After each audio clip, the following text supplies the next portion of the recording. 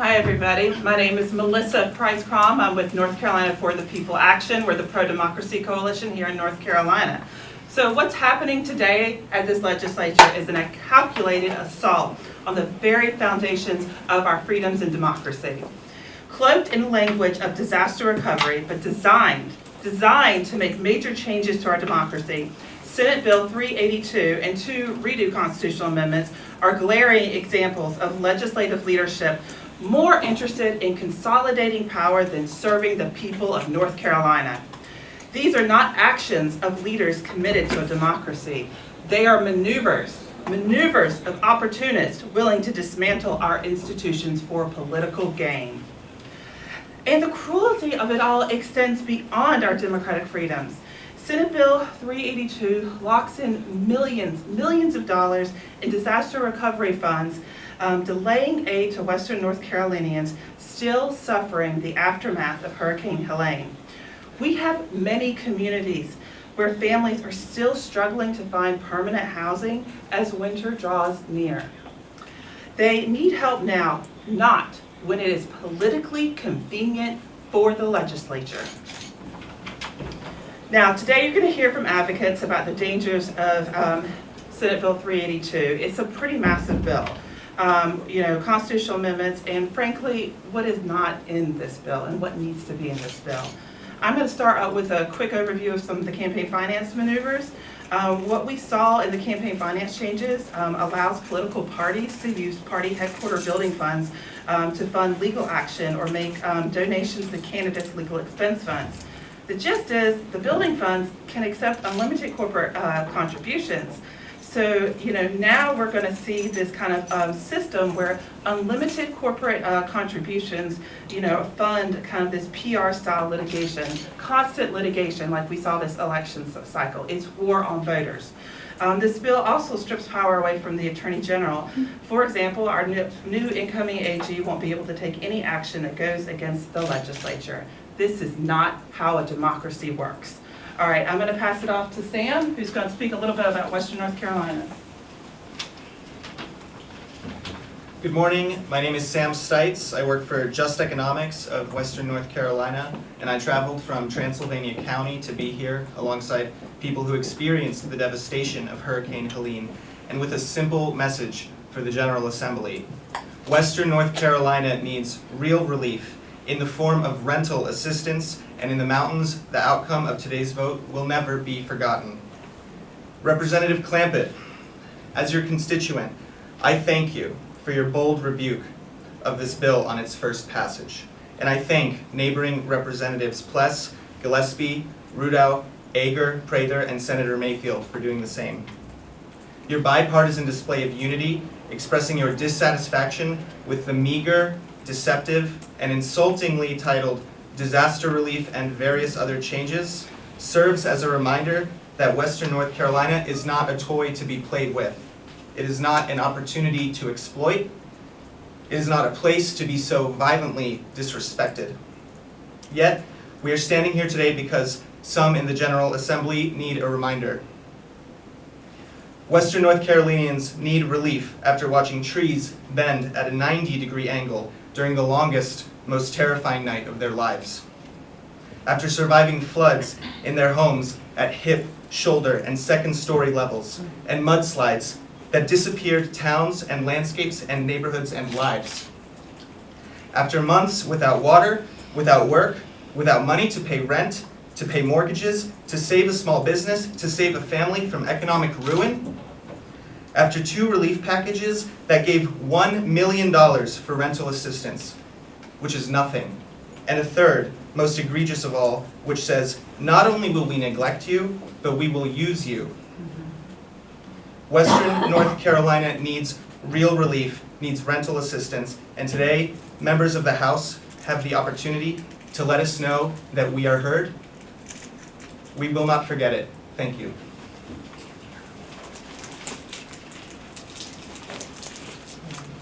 Good morning, my name is Ann Webb. I'm the Policy Director with Common Cause, North Carolina. For those who celebrate, Christmas is 2 weeks from today. Our hearts go out to every person affected by Hurricane Helene, who is suffering from the loss of housing, jobs, and loved ones during this holiday season. With the lows below freezing across Western NC tonight, the clear priority for our state government and our communities must be to use our shared resources immediately to keep families safe in this time of need. Sadly, the Christmas spirit is not in the hearts of our legislative leaders this week. We should be here today celebrating, setting aside differences at the holidays, coming together to lift our neighbors who are suffering. Instead, we're here because the most powerful people in the state chose to be Grinches and abuse the legislative process. In an abject failure of transparency, North Carolina House leaders waited until just an hour before the initial vote on Senate Bill 382 to publicly release a dramatically changed 131-page version of the bill. Despite being titled Hurricane Relief, 119 pages of the bill are filled with provisions unrelated to hurricane relief.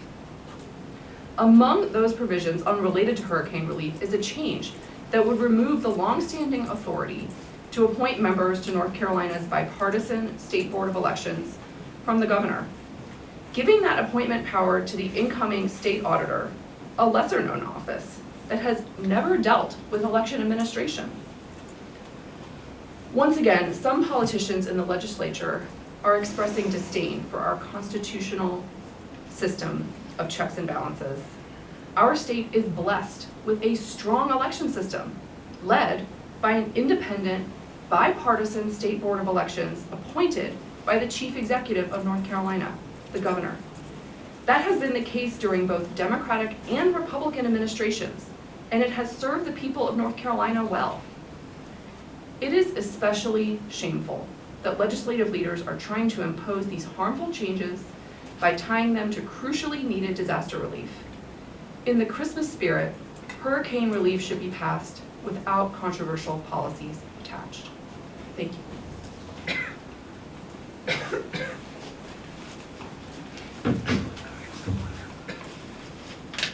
Good morning, everyone. My name is Caitlin Kaiser.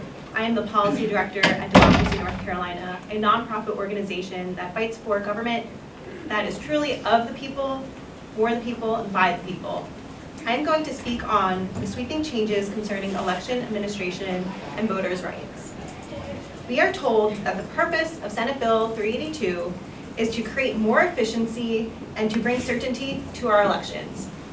But in fact, it does the complete opposite. According to public data, over 24,000 mail ballots were received on election day. If SB 382 becomes law, counties are required to count all election day mail ballots in ongoing meetings starting at 5 p.m. and within 3 days announce that final count. Compressing this process from the current 10 days to 3 is unrealistic and unsustainable. This change will deny voters timely notice and opportunity to cure their mail ballots, resulting in a significant number of eligible voters who won't have their votes count, especially young adults, older people, and people who are disabled. These same changes also apply to provisional ballots.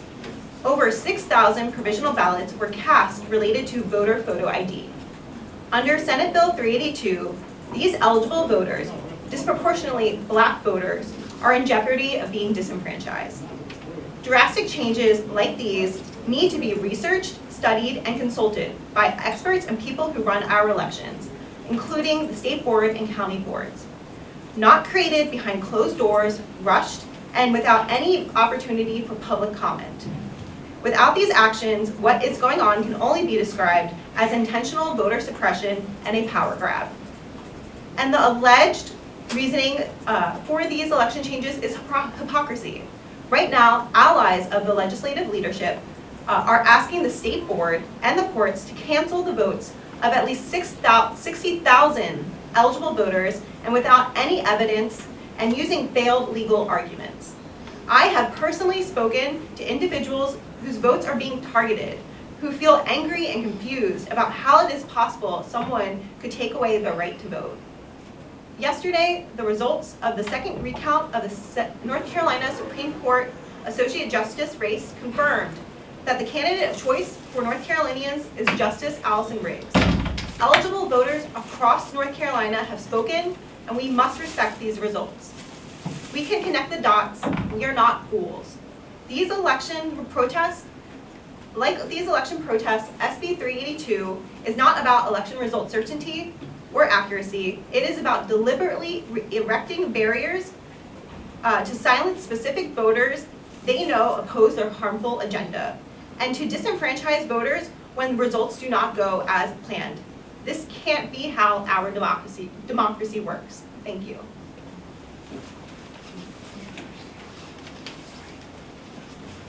Thank you for that, Caitlin.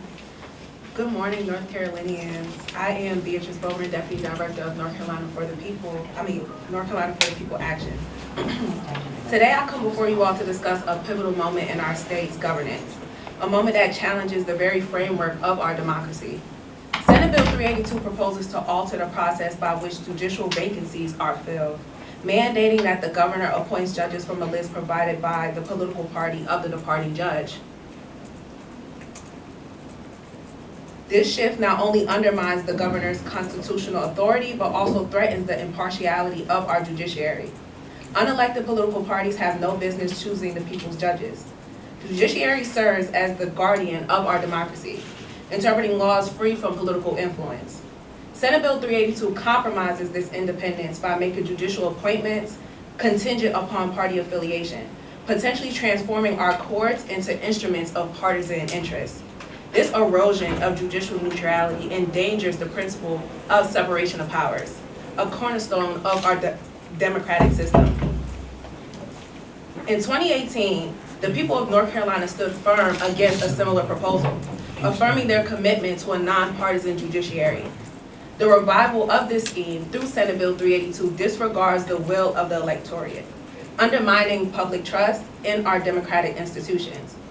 Beyond judicial appointments, Senate Bill 382 includes provisions that further concentrate power within the legislature, such as shifting authority over the State Board of Elections from the governor to the state auditor's office. These measures collectively disrupt the equilibrium among our government branches, paving the way for potential overreach and abuse of power.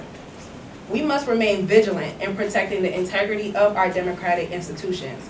Upholding the separation of power is not merely a constitutional formality, but is essential to prevent this kind of concentration of power.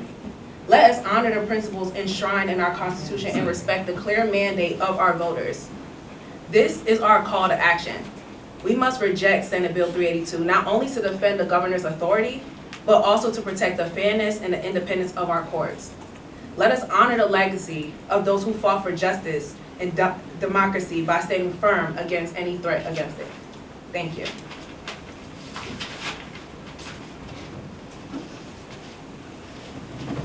Good afternoon. My name is Alexandra Sirota. I'm the Executive Director of the North Carolina Budget and Tax Center.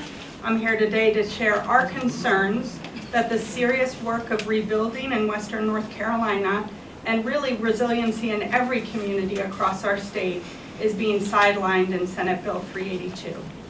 Our leaders should hear loud and clear that we expect our policies to build stronger connections to opportunity, to help people when they face hardship, and to make sure that we are doing everything we can to make sure that a disaster doesn't derail progress for us all. You've heard the numbers. To date, our state's commitment to rebuilding has been meager. Just 2% of the $53.6 billion originally estimated to be the need. And in this bill, Senate Bill 382, $225 million have been moved but not appropriated, and therefore not able to be used for the immediate needs in the region. Of the total dollars appropriated so far, just having heard from the House committee that met earlier today, over a third is provided in loans. Over a third is being used to draw down federal money. These dollars are not directed at the urgent, immediate needs of people in communities.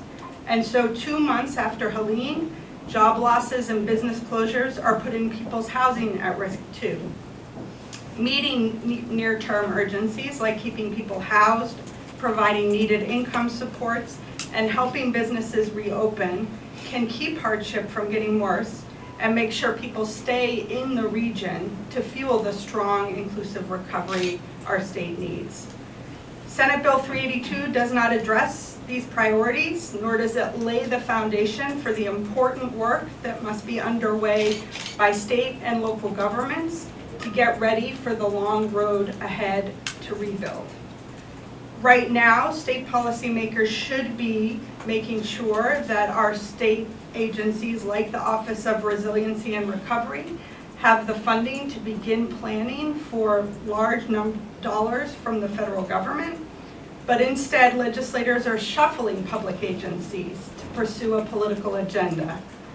Right now, state policymakers should be reforming the state's unemployment insurance system in recognition that it does far too little and reaches far too few people for too short a time when a temporary job loss can create greater hardship. Instead, in Senate Bill 382, legislators would block future governors from providing emergency help in Western NC or in other regions impacted by job loss from a disaster. Folks who have lost their job through no fault of their own. And could be helped with an executive order. Right now, state policymakers, the governor and legislators alike, should be moving public money to a robust rental assistance. You heard about this from Sam, and folks across Western North Carolina are calling for a more robust commitment than, again, the meager $1 million that was provided in earlier bills. This means that $1 million will reach just 300 households for just 2 months of rent, so not even through December. State funding is essential to fill in the gaps to ensure all disaster survivors have access to support. Legislators shouldn't be taking a wait-and-see approach, nor focusing on consolidating their own power in this moment. They were elected to represent their constituents. People across the state have demonstrated their willingness to come together and to show up for the folks in Western North Carolina to do everything we can to make sure people have what we need. We expect the same of our elected leaders, and that they use the power they have right now to do what is needed to commit to the long-term recovery. Thank you.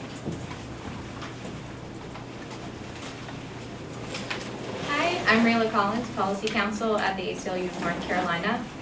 Democracy as we know it is under attack in North Carolina. SB 382 is a shameless, anti-democratic power grab loosely disguised as a disaster relief bill.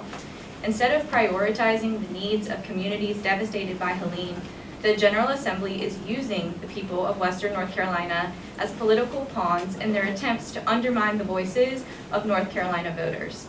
The people of Western North Carolina deserve better than to have their lives and needs used as cover for a political power grab.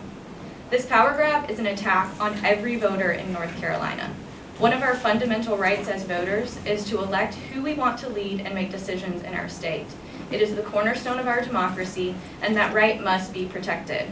Just a few weeks ago, North Carolinians made their voices heard about who they wanted to elect as governor and attorney general. This politically motivated stripping of power would effectively undo those choices and is an insult to the 4.5 million North Carolinians who participated in this election. Instead of respecting the election results, extremist lawmakers are attempting to rewrite the rules post-election. This is not about governance, it's about control. The voters have the right to choose who they elect, not politicians who are unhappy with the results of an election. I urge our leaders to respect the voters of North Carolina and democracy by not subverting the will of the people and supporting these authoritarian efforts to silence North Carolina voters. Good morning, brothers and sisters, esteemed colleagues, and champions of justice who have gathered here today. I'm Courtney Patterson, your Vice President for the North Carolina Association for the Advancement of Colored People. It is an honor to stand before you, shoulder to shoulder, and continue to fight for equity, freedom, and democracy. a brighter future is emerging for our beloved state. This year, North Carolina has become a beacon of progress, capturing the attention of a nation yearning for stories of hope and renewal. The stakes were monumental, with issues affecting the fabric of our community, the well-being of our families, and the future of our environment, and all of that being on the line. Yet, in the face of these challenges, we rose united and unwavering. Blueprint North Carolina's partners have been at the forefront of this movement. And as someone deeply involved in this work, I can attest that the power of organizing at scale. Together, we have registered over 300,000 voters, empowering millions to make their voices heard, and celebrated with first-time voters who took their places in history. With the tireless effort, we ensure that every voter's voice was protected, every ballot was counted. This is the essence of a democracy in action. Today, we unite to oppose Senate Bill 382, a blatant, cynical attempt by those clinging to power to subvert the will of the people. Let us speak plainly. This bill is nothing more than a desperate power grab, a ploy to undermine democracy and silence the voices of a diverse and vibrant electorate. It seeks to strip power from the people and to drag us back into a time of disenfranchisement and inequity. But make no mistake, we will not stand idly by. To those who undermine democracy and silence the voices of a diverse and vibrant electorate. To those who seek to circumvent justice and democracy, we say your time is up. We are in a light of a new dawn, and we are not dimmed. For this grassroots organizer to state leaders, we stand together in the defense of the mandate delivered by the people of North Carolina. This is a moment to honor our collective impact, to safeguard the progress that we've made, and to ensure that our state continues to move forward. Let us remember that democracy is not a spectator sport. It is a participatory endeavor that requires all of us to remain vigilant and engaged. Together, we will push forward, illuminating the path toward justice and equity for all. Let us continue to fight with strength and purpose. Thank you. And let's keep moving forward, hand in hand toward a better tomorrow.